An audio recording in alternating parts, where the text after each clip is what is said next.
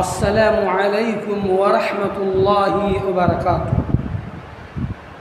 الحمد للہ رب العالمین والعاقبۃ للمتقین والصلاة والسلام علی رسولہ محمد وآلہ واصحابہ اجمعین، اما بعد۔ معزز ناظرین، سامعین محترم، تمام طرح کی حمد و ثنا، پاکی اور بڑائی، عظمت و کبریائی اللہ سبحانہ و تعالیٰ کے لیے لائق اور زیبا ہے، جس نے ہم تمام انسانوں کو اس کائنات کے اندر پیدا فرمایا۔ درود و سلام کا تحفہ نازل ہو پیغمبر اسلام جناب محمد رسول اللہ صلی اللہ علیہ وسلم پر، جو تمام انسانیت کے لیے سراپا رحمت بن کر کے تشریف لائے۔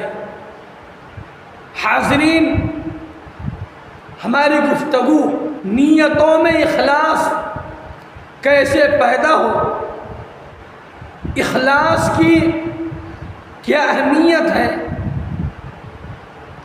نیتوں میں اخلاص پیدا کرنے کے کیا فوائد ہیں، آج اللہ کی توفیق، اس کے احسان سے اسی اخلاص نیت کے اوپر چند اور گزارشات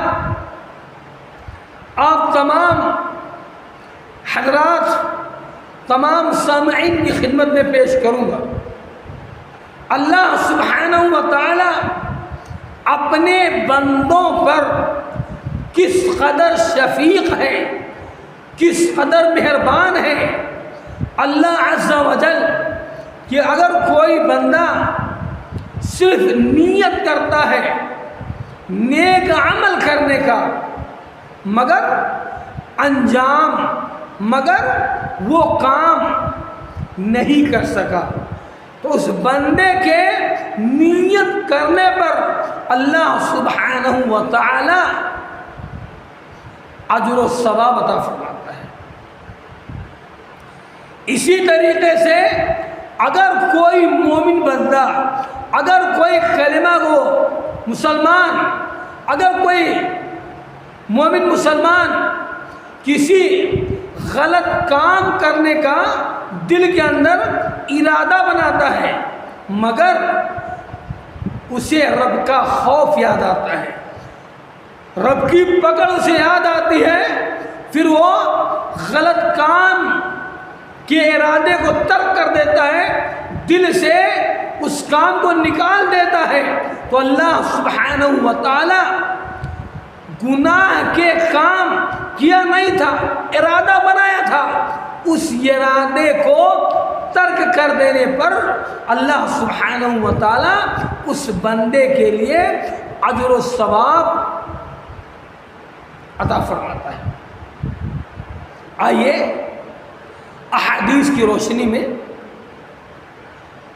آپ کے سامنے پیش کروں پیغمبر اسلام جناب محمد رسول اللہ صلی اللہ علیہ وسلم کی کیا تعلیمات ہیں، وہ میں آپ کے سامنے پیش کرنے کی سعادت حاصل کر رہا ہوں۔ حدیث اس طرح ہے، عبداللہ بن عباس رضی اللہ عنہما قال عن رسول اللہ صلی اللہ علیہ وسلم فيما يروي عن ربه تبارك وتعالى قال إن الله تعالى كتب الحسنات والسيئات ثم بين ذلك فمن هم بحسنة فلم يعملها كتبها الله تبارك وتعالى عنده حسنة كاملة۔ حضرت عبداللہ ابن عباس رضی اللہ تعالی عنہ روایت کرتے ہیں کہ رسول اللہ صلی اللہ علیہ وسلم اپنے رب تعالی سے روایت کرتے ہیں، اللہ سبحانہ و تعالی نے نیکیاں اور برائیاں لکھ لی ہیں، پھر انہوں نے اس کی وضاحت بیان فرمائی۔ چنانچہ جس آدمی نے نیکی کا ارادہ کیا لیکن اسے کر نہیں سکا، جس آدمی نے نیکی کا ارادہ کیا مگر اس نیکی کو کر نہیں سکا، اللہ سبحانہ و تعالی اپنے پاس سے اس بندے مومن کے لیے ایک کامل درجے کی نیکی لکھ لیتا ہے، اور اگر وہ بندہ اس نیکی کے کام کو انجام دے دیتا ہے، نیکی کے کام کو اپنی نیت کے مطابق انجام دے دیتا ہے، کر لیتا ہے، تو اللہ سبحانہ و تعالی ایک نیکی کے بدلے میں 10 نیکیوں سے لے کر 700 گنا تک نیکیاں، بلکہ اس سے بھی کہیں زیادہ نیکیاں اس بندے مومن کے نام اعمال میں لکھ دیا جاتا ہے۔ اور اگر کسی آدمی نے برائی کا ارادہ کیا مگر وہ اپنے اس برے ارادے سے باز آ گیا، نہیں انجام دیا، تو اللہ سبحانہ و تعالی اس بندے کے لیے اپنے پاس ایک کامل درجے کی نیکی لکھ لیتا ہے، اور اگر وہ بندہ اپنے ارادے اور نیت کے مطابق وہ برا عمل کر لیتا ہے تو رب تعالی اس بندے کے لیے ایک ہی برائی کو لکھتا ہے۔ اس حدیث کو حدیث قدسی کہا جاتا ہے۔ اندازہ لگائیں کہ اللہ سبحانہ و تعالی اپنے مومن بندوں کے لیے کس قدر مہربان ہے، شفیق ہے، غفور رحیم ہے، ارحم الراحمین ہے، رحیم و کریم ہے۔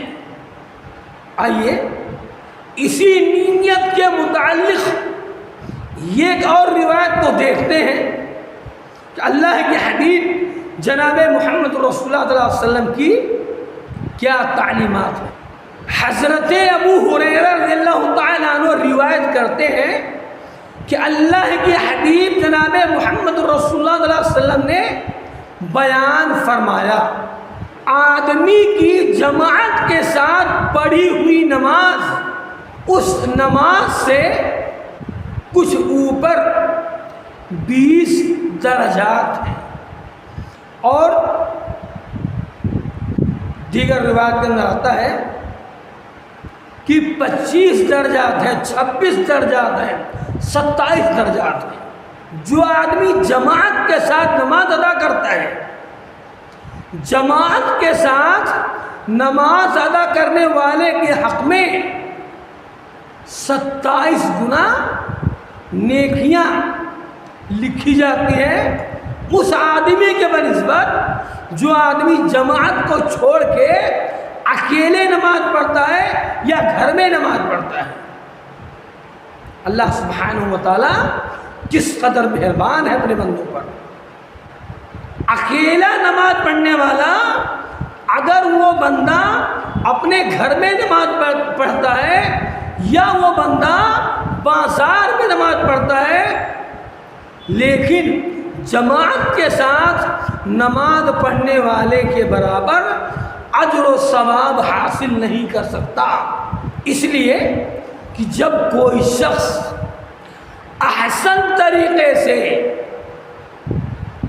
بہترین انداز میں وضو کر کے مسجد آتا ہے اور پھر نماز کے ارادے سے مسجد میں داخل ہوتا ہے اور گھر سے وضو کر کے مسجد کی طرف آنا اس کی نیت ہوتی ہے کہ میں جماعت کے ساتھ نماز صلاۃ ادا کروں گا، تو ایسے مومن بندے کے ہر قدم کے بدلے میں ایک درجہ بلند ہوتا ہے اور ایک گناہ کو مٹا دیا جاتا ہے. ایک درجہ بلند ہوتا ہے اور ایک گناہ کو معاف کر دیا جاتا ہے. اللہ سبحانہ و تعالی کس قدر اپنے مومن بندوں پر رحم کرتا ہے. مسجد میں داخل ہوتا ہے اور نماز پڑھنے ہی کے ارادے سے مسجد میں ٹھہرا رہتا ہے، رکا رہتا ہے. اس کا رکنا، مسجد میں اپنے آپ کو روکے رکھنا، گویا کہ وہ حالت نماز میں ہوتا ہے، بلکہ اس کا بیٹھنا، رکنا نماز ہی میں شمار ہوگا. جماعت کے انتظار میں رہتا ہے، ذکر الہی میں مصروف رہتا ہے. تو اللہ سبحانہ و تعالیٰ کے ہاں اس کو نماز ہی میں شمار کیا جائے گا. اور رحمت کے ملائکہ اس مومن بندے کے لیے رحمت کی دعائیں کرتے ہیں، مغفرت کی دعائیں کرتے ہیں، جب تک وہ مومن بندہ اس مجلس میں بیٹھا رہتا ہے جہاں اس نے نماز پڑھی ہے.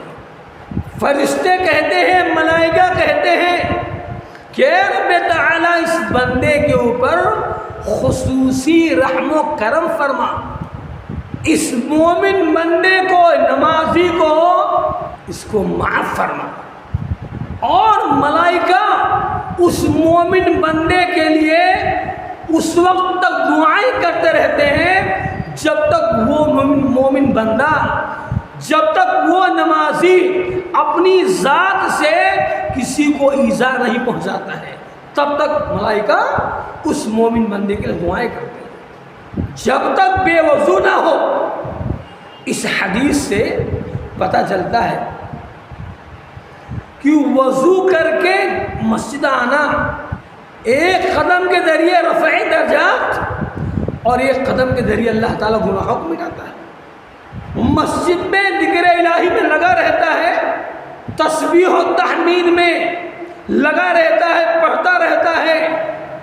ملائکہ اس مومن بندے کے لیے رحمت کی دعائیں، مغفرت کی دعائیں اللہ سبحانہ و تعالیٰ سے کرتے رہتے ہیں.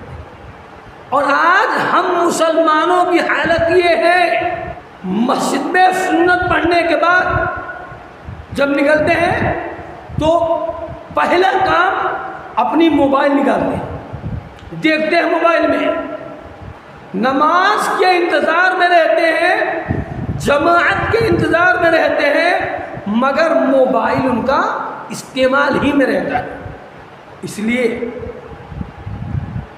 ہم سب کو اپنے ایمان کا جائزہ لینا چاہیے، اپنی نیتوں کو درست کرنا چاہیے، نیتوں کی اصلاح کرنی چاہیے، اپنی نیتوں کو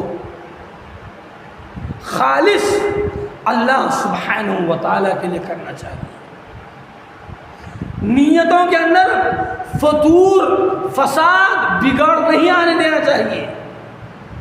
جب نیتوں کے اندر فساد آ جائے گا، بگاڑ آ جائے گا، تو ہمارا عمل اللہ سبحانہ و تعالیٰ کے ہاں غیر قابل قبول ہوگا. لہذا آئیے اللہ سے دعا کرتے ہیں کہ اے رب تعالیٰ ہمارے قلوب کو، ہماری نیتوں کو درست فرما، ہماری نیتوں میں اخلاص پیدا فرما. ہم جو بھی عمل کریں تیری رضا کی خاطر کریں، اللہ تو راضی اور خوش ہو جائے. اللہ ہم سب کو اچھے اعمال کی توفیق عطا فرما. آمین. وآخر دعوانا ان الحمد للہ رب العالمین. والسلام علیکم ورحمۃ اللہ وبرکاتہ.